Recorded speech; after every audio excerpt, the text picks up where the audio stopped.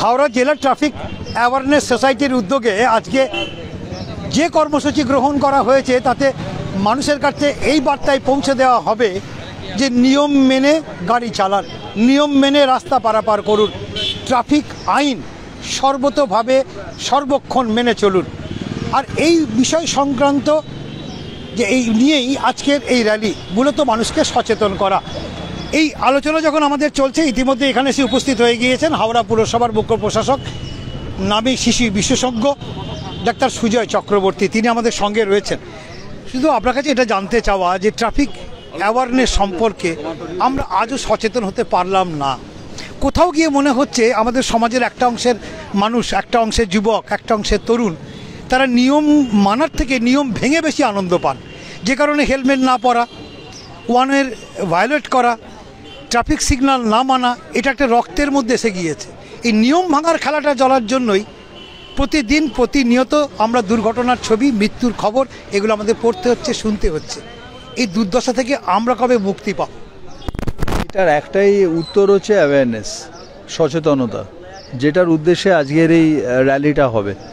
মানুষ যদি না সচেতন হয় তাহলে এই ধরনের ঘটনা শুধুমাত্র প্রশাসন, শুধুমাত্র অ্যাডমিনিস্ট্রেশন দিয়ে আটকানো সম্ভব নয়। সমস্ত জিনিসে আমাদের সচেতনতার অভাব কিন্তু আমাদের অনেক বিপদের মুখে ঠেলে দিচ্ছে। ট্রাফিকের ক্ষেত্রে তো বটেই, কারণ আমরা এই রাস্তাতেই আমরা দেখি ঊর্ধ্বশ্বাসে বাইক ছোটে, 3 জন করে বাইকে বসে আছে, কোথাও কোথাও 4 জন। আমি গতকালই দেখলাম একজন বাইকে, একজন বাবা 3 জন বাচ্চাকে, 3 জন বাচ্চা, পেছনে একজন, সামনে একজন বসে, ফুটবোর্ডে একটা ছোট্ট বাচ্চা দাঁড়িয়ে, সেই অবস্থায় তিনি বাইক নিয়ে রাস্তা দিয়ে যাচ্ছেন, কারোর মাথায় কোনো হেলমেট কিচ্ছু নেই। এরকম উনিও তো জানেন যে এই দুর্ঘটনাটা ঘটলে উনি নিজে শুধু না, ওনার বাচ্চাগুলোর প্রাণহানি হতে পারে। তাহলে এই অ্যাওয়ারনেস, এইটুকু যদি বোধ বুদ্ধি আমাদের না থাকে তাহলে আপনি কাকে শেখাবেন? কিন্তু তারই মধ্যে আমাদের চেষ্টা করতে হবে মানুষকে সজাগ করা, সচেতন করা। পুলিশ থেকে একাধিকবার নানাভাবে, পুলিশ শুধু জরিমানা করে না, পুলিশ আপনারা দেখেছেন তারা মানুষকে গাড়ি আটকে হেলমেট দিচ্ছেন, অর্থাৎ কারেক্ট করার মানুষকে সুযোগ দিচ্ছেন। কিন্তু আমাদের সব বিষয়েই আমাদের সচেতনতার বড় অভাব ঘটছে। এবং হাওড়া পৌর নিগমের ক্ষেত্রেও আমি বলছি আপনাকে, আমরা ড্রেনের, আমি বারবার যে কথা বলি, মানুষ বালিশ, তোষক, গদি ড্রেনে ফেলে দিচ্ছেন, দিয়ে সেই মানুষই যখন ওয়াটার লগিং হচ্ছে তারা বলছেন কেন এখানে জল দাঁড়াবে। তো সবাই তো ফেলছেন না, একটা অল্প সংখ্যক মানুষ ফেলছেন, তার জন্য কিন্তু সকলের ভোগান্তি হচ্ছে। সমস্ত ক্ষেত্রে আমার মনে হয় আমাদের অ্যাওয়ারনেস ব্যাপারটা অত্যন্ত জরুরি, আর এর জন্য প্রকৃত শিক্ষা জরুরি। এইটার কোথাও একটা অভাব হচ্ছে। মানে শিক্ষা মানে শুধু আমি মাধ্যমিক, উচ্চ মাধ্যমিক, গ্র্যাজুয়েশন হয়ে গেলাম সেটা নয়। প্রকৃত শিক্ষা যেটা স্বামীজি শিক্ষার কথা বলে গেছেন, ওটার অভাব খুব বেশি পরিলক্ষিত হচ্ছে এখন।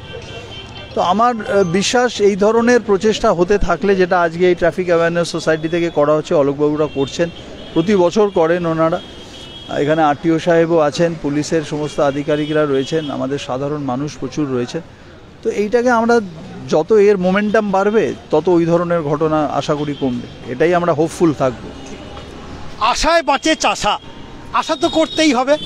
কিন্তু এটাও ঠিক যে সম্ভবত 2016 থেকে আমাদের এই রাজ্যের মুখ্যমন্ত্রী মাননীয় মমতা বন্দ্যোপাধ্যায়, তার মস্তিষ্ক প্রসূত সেফ ড্রাইভ সেভ লাইফ এই কর্মসূচি পালিত হয় সারা পশ্চিম বাংলা জুড়ে।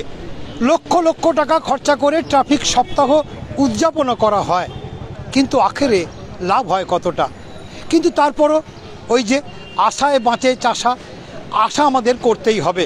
আর এই আশাতেই আমরা থাকব যে আগামী দিনে হয়তো ট্রাফিক সম্পর্কে আমাদের মধ্যে সচেতনতা বৃদ্ধি পাবে। ক্যামেরায় পাপায়ের সঙ্গে আমি মেঘদূত রায়, শেফিল্ড টাইমস।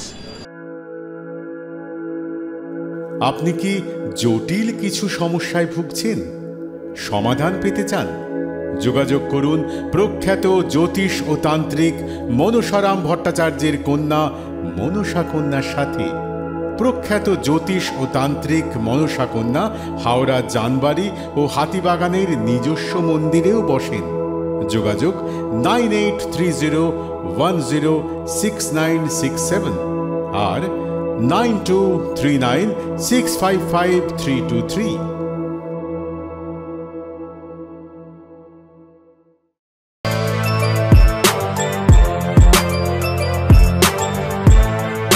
এখন অনেক বড় শ্রী লেদার্স, হাওড়া ময়দান।